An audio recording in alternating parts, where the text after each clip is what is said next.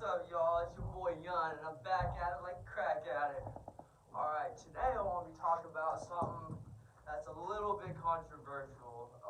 As you can see by the title of the video, this is why I think keeping clean time, or time between any compulsive behavior for that matter, since they're all inclusive, is counterproductive. Now, in a lot of the A groups, people are very proud about how long they've been since they've used or done some whatever behavior you're trying to not do anymore.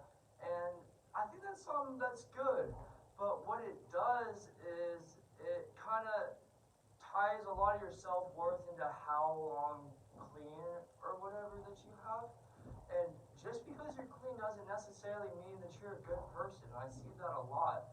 You know, the real work starts once you get clean, and the drugs are just a symptom. That doesn't it doesn't mean anything that you've been clean for 20 years. I know people that have been clean for 30 years. They're the most miserable people out there.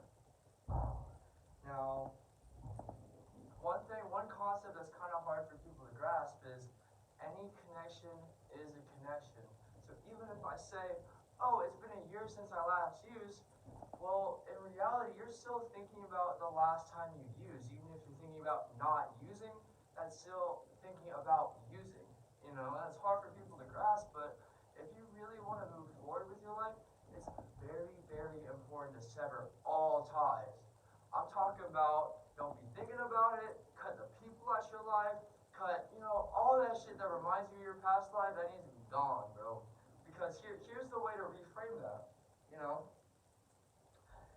If you fill your life with enough meaning and purpose, and now I know not everybody can find meaning and purpose right away, so if you fill your life with enough outside stimulation, you won't have time to be thinking about using.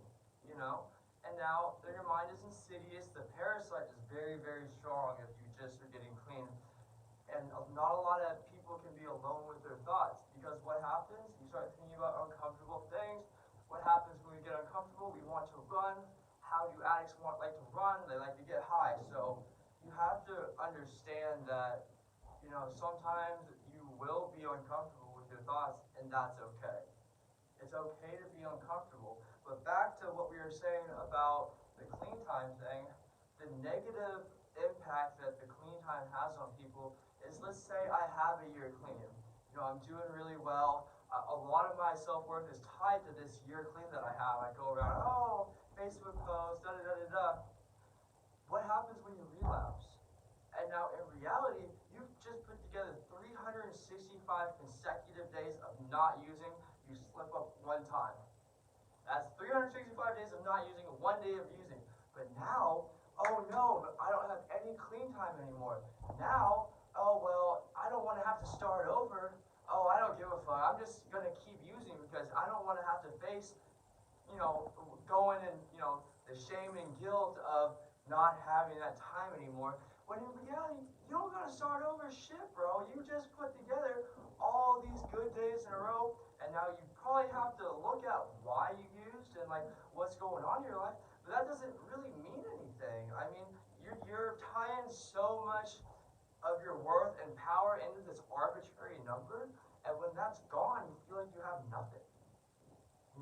Shame and guilt is a very, very powerful mechanism that keeps a lot of people sick.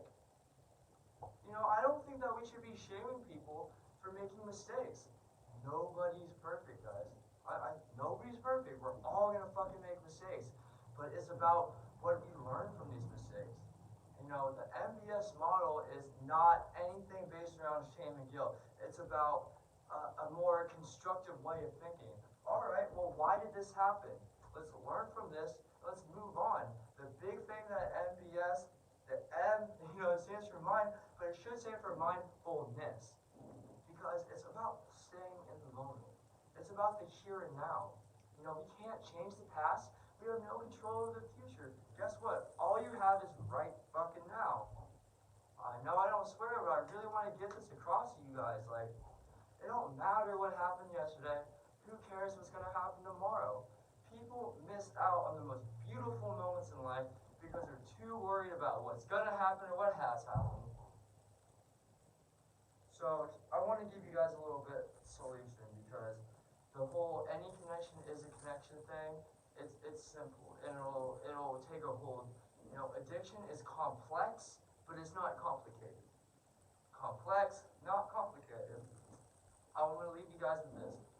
Set little daily goals. Even if you think that they don't really mean anything.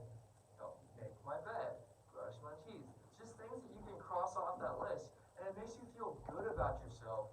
It makes you feel like you're accomplishing something. It's helping you towards goal-oriented thinking. You know, MBS is about finding a new way to think about things. I just want to let people know that there is other ways out there. I don't want to say anything bad about any of the A programs, SLA, Sex and Love Anonymous, Gamblers Anonymous, Overeaters Anonymous, Alcoholics Anonymous, because they do help people. But I just want to let people know that if those things haven't worked for you, if shame and guilt models are not working for you, there are other ways to think about things. It's not A groups or die. It's A groups or find a new way to live, you know? And I'm going to be here, I'm going to be making videos, and it's never goodbye, it's see you later.